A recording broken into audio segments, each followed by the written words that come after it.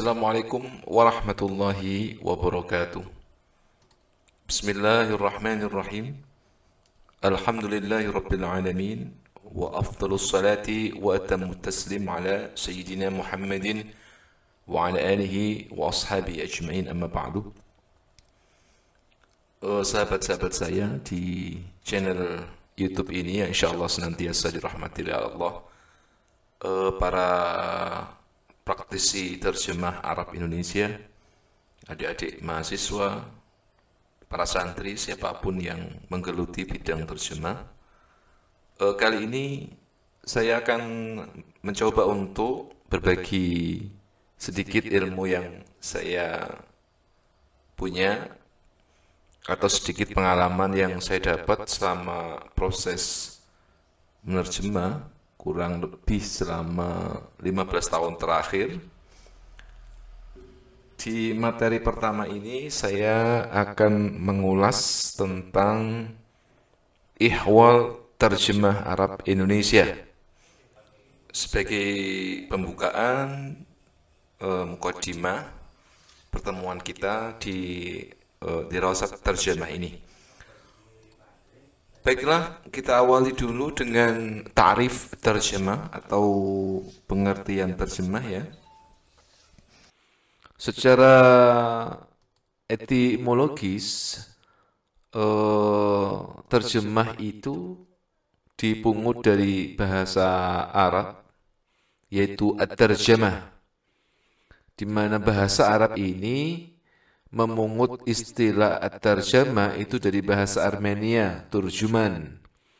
Dan kata turjuman satu akar kata dengan kata tarjaman dan atau terjuman, yang berarti orang yang mengalihkan tuturan dari satu bahasa ke bahasa lain. Ini makna etimologis dari at-tarjamah. Adapun pengertian secara terminologis, bahwa terjemah itu adalah muhawala ijadi lafdhin ma fi lughatin ma yutabiqu lil lafdhin akhar fi lughatin ukhra.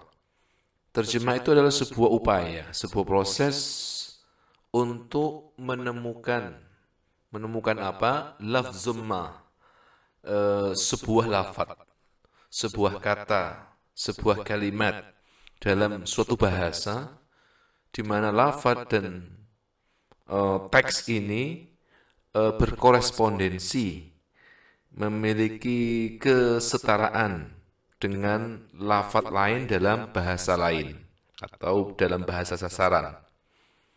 Dengan bahasa sederhananya adalah terjemah itu adalah sebuah proses pencarian korespondensi, pencarian kesetaraan, kesepadanan antara satu bahasa dengan bahasa yang lain. Wa hadha yuftharad min al-bidaya takafu' lughatayn fi at-tasnif. Dengan demikian, proses penerjemahan itu sejak awal dia memang membutuhkan apa yang disebut dengan takafu'ul lughatain. Takafu'ul lughatain yaitu kesepadanan antara dua bahasa, bainal lughatil hadaf wal lughatil masdar, antara bahasa sasaran dengan bahasa sumber.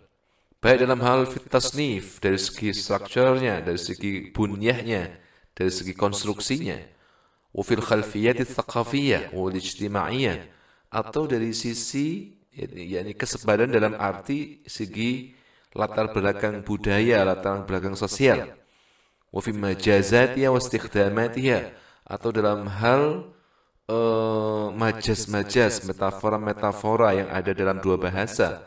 Wa istikhdamatiha, atau dalam hal penggunaannya secara bahasa, secara lughawi.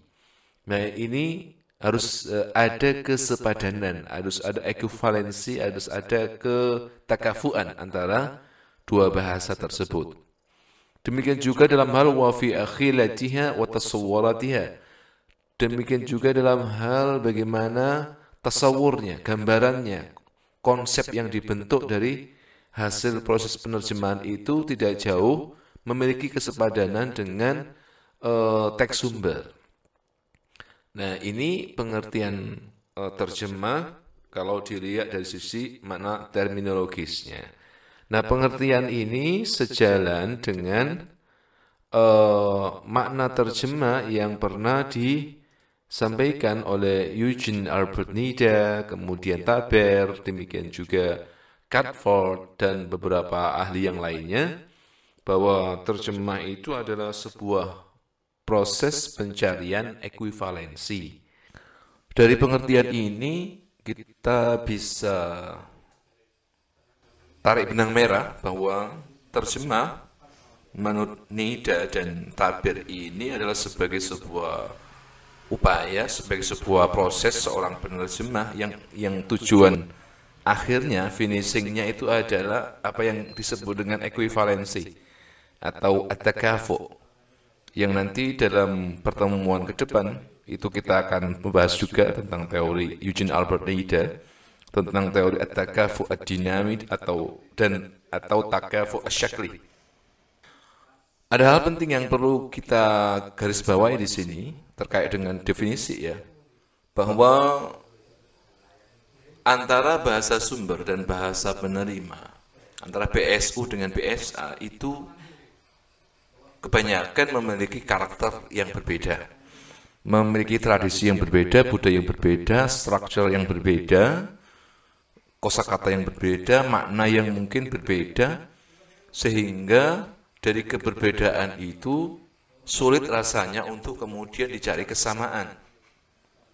Sehingga dari proses penerjemahan, pengalaman dari berbagai macam penerjemah, itu menyimpulkan bahwa untuk mencari kesamaan memang sangat tidak mungkin, ya, dalam proses terjemah. Sehingga yang memungkinkan untuk diraih itu adalah proses ekuivalensi atau menghasilkan kesepadanan. At-takafu baina al-lughataini, yakni al-lugha al-hadaf wa lugha al-masdar. Nah, ini yang sehingga arah terjemah dari materi saya dan mungkin ke depan itu lebih mengarahkan kepada pencarian at-takafu atau ekuivalensi antar dua bahasa. Yang dalam konteks ini nanti lebih kepada at-takafu baina al-lughatil arabiyyah wal lughatil indonesiyyah. Yang kedua yang ingin dibahas dalam video kali ini adalah bagaimana dengan hajat akan terjemah Arab Indonesia di Nusantara ini. Pertama, sebagai sebuah hipotesis bahwa terjemah Arab Indonesia adalah suatu proses yang memang hasilnya sangat dibutuhkan oleh masyarakat Nusantara ini, masyarakat Indonesia. Kenapa demikian? Karena pertama, mayoritas penduduk Nusantara ini itu beragama Islam. Sehingga kebutuhan akan dunia penerjemahan kitab-kitab sumber misalnya itu tidak dapat terelakkan. Di sini dapat disimpulkan bahwa masyarakat Indonesia itu sangat membutuhkan hasil dari terjemah Arab Indonesia, karena tidak semua masyarakat Muslim Indonesia dapat membaca dengan baik, dapat memahami dengan baik teks sumber, yaitu teks Arab dalam hal ini, sehingga dibutuhkanlah tenaga-tenaga penerjemahan yang profesional sehingga dapat menghasilkan karya terjemah yang bagus. Yang kedua, adanya hubungan dan kerjasama antara Timur Tengah dengan bangsa Indonesia, baik dalam hal religi, ya, khususnya, misalnya umat Islam Indonesia itu setiap tahun ibadah haji, kemudian umroh dan atau traveling ke dunia Timur Tengah dan sebagainya, itu sangat membutuhkan tenaga penerjemah, sangat membutuhkan jasa penerjemahan, khususnya bagi mereka yang tidak bisa berkomunikasi dengan bahasa Arab. Nah, sehingga di sini dibutuhkanlah penerjemah-penerjemah yang bagus yang bisa memberikan pemahaman yang baik kepada kliennya. Berikutnya, kebutuhan terjemah ini berikut kemudian secara tidak langsung, secara langsung atau secara tidak langsung itu menarik pada kebutuhan pedagogis dan kebutuhan akademik. Ketika kebutuhan akan terjemah ini sangat tinggi di dunia, di masyarakat luas, di masyarakat Muslim, demikian juga dalam hal ekonomi, perdagangan dan sebagainya itu keberadaannya sangat dibutuhkan. Maka di sini muncullah kebutuhan pembelajaran terjemah, kebutuhan akan pembelajaran teori terjemah, metode terjemah, strategi terjemah, dan itu dibungkus di dalam kurikulum pembelajaran terjemah yang kemudian endingnya nanti diharapkan dapat melahirkan, dapat menelurkan penerjemah-penerjemah yang profesional yang digodok melalui dunia akademik. Nah, sehingga kemudian dari 3 komponen ini dapat dikatakan bahwa ada kebutuhan yang sangat penting, yang sangat mendesak bagi masyarakat Indonesia untuk terus mengembangkan dunia terjemah. Baiklah, kemudian kita mencoba untuk ini mengkaji tentang urgensi terjemah Arab Indonesia, khususnya bagi mahasiswa pendidikan bahasa Arab selaku salah satu pionir ya untuk pengembangan dunia terjemah di bumi Nusantara ini. Demikian juga teman-teman di mahasiswa bahasa dan sastra Arab. Demikian juga di pondok pesantren atau para aktivis ya yang memang selama ini berkutat di dunia terjemah. Ada beberapa urgensi yang perlu diketahui terkait dengan terjemah Arab Indonesia. Di antaranya adalah adanya transfer informasi. Dalam arti keterampilan menerjemah Arab Indonesia itu kan sangat dibutuhkan dalam rangka alih ilmu pengetahuan, dalam rangka alih kebudayaan dan agama dari negara-negara di Timur Tengah menuju ke Indonesia. Sehingga proses transfer ini dibutuhkanlah juga proses penerjemahan baik secara syafawiyah atau secara tahririyah. Yang kedua, kebutuhan urgensi akan publikasi. Kita tahu bahwa dewasa ini cukup banyak informasi dari negara-negara Arab ya, negara-negara Timur Tengah yang selayaknya itu dipublikasikan dalam bahasa Indonesia agar dapat diserap oleh masyarakat.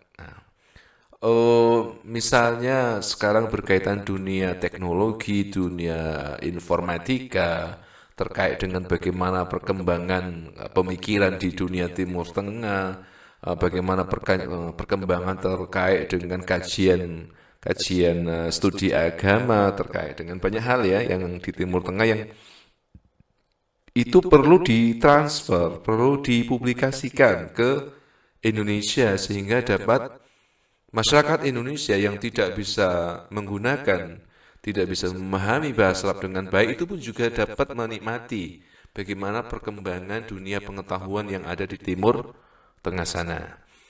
Kemudian di antara urgensi terjemah Arab Indonesia lagi antaranya adalah berkaitan dengan teman-teman PBA khususnya ya, teman-teman PBA, BSA atau para pengkaji dunia terjemah bahwa terjemah ini itu sangat menunjang language skill atau maharat lughawiyah. Karena kita tahu bahwa bagi mahasiswa PBA, mahasiswa BSA atau para santri yang mendalami mendalami bahasa Arab ya, itu kan sangat membutuhkan adanya keterampilan bahasa. Nah, keterampilan menerjemah Arab ini dapat menunjang keterampilan berbahasa seperti keterampilan menyimak, keterampilan berbicara, membaca dan menulis. Sehingga dengan adanya keterampilan menerjemah ini, para guru, para dosen, para ustadz itu bisa mengetahui keterampilan bahasa yang ada pada mahasiswanya, yang ada pada santrinya secara komprehensif. Berikutnya, urgensi yang keempat yaitu peluang lapangan pekerjaan. Artinya keterampilan menerjemah Arab Indonesia itu dapat dijadikan sebagai nilai tambah bagi lulusan prodi PBA, lulusan BSA, atau siapa saja yang menggeluti dunia terjemah. Karena ia tidak harus menunggu dan melulu menggantungkan harapannya pada bidang yang ditekuni saja. Karena melalui keterampilan menerjemah Arab Indonesia, ia dapat membuka lapangan pekerjaan sendiri.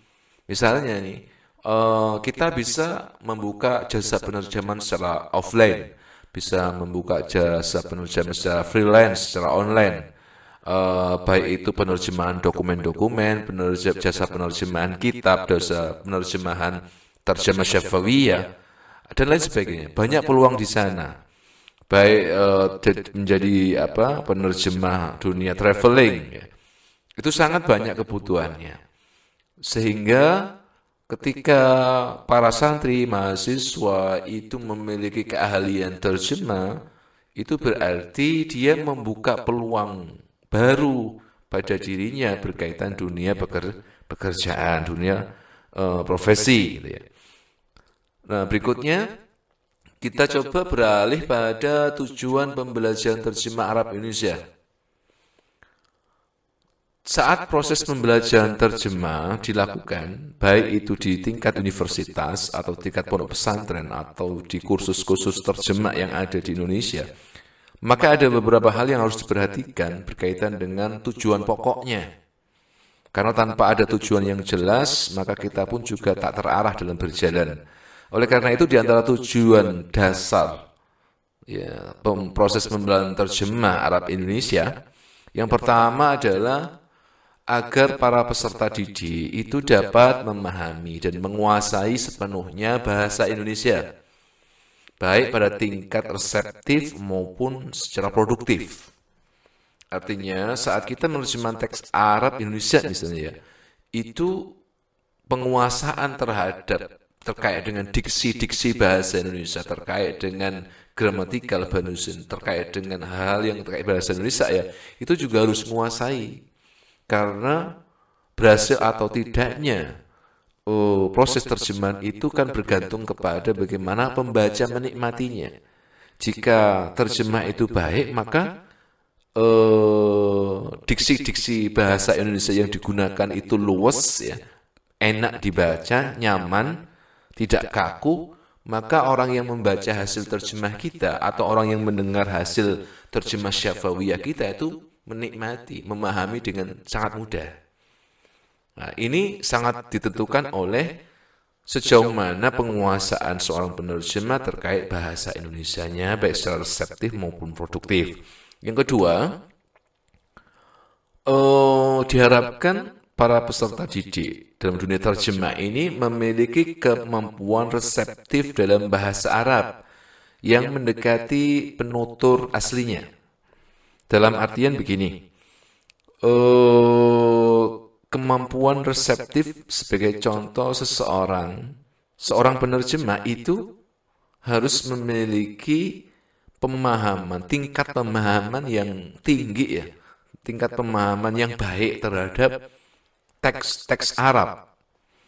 Jika misalnya terjemah tahririyah, terjemah tulis, maka saat kita menerjemahkan dokumen misalnya, atau saat kita menerjemahkan kitab atau teks-teks Arab yang lainnya, maka pemahaman terhadap teks itu sendiri itu harus final dulu sebelum kita melakukan proses transfer ke dalam bahasa sasaran. Nah, ini yang dimaksud dengan adanya kemampuan reseptif dalam bahasa Arab. Sehingga kalau secara reseptif ini sudah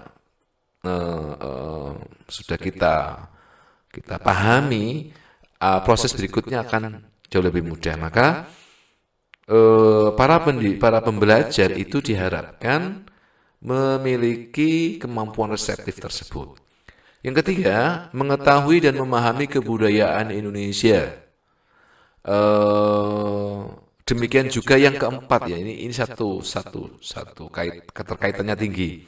Artinya kalau yang ketiga itu mengetahui dan memahami kebudayaan Indonesia, demikian juga yang keempat itu mengetahui dan memahami kebudayaan Arab. Artinya ada transfer budaya, ada semacam mencari korelasi, mencari korespondensi, mencari ekuivalensi antara budaya bahasa Arab dan budaya bahasa Indonesia.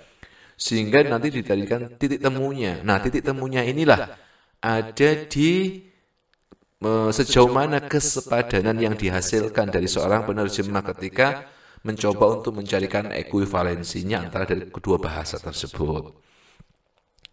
Berikutnya, tujuan yang kelima ya, adalah mengetahui garis besar berbagai bidang ilmu.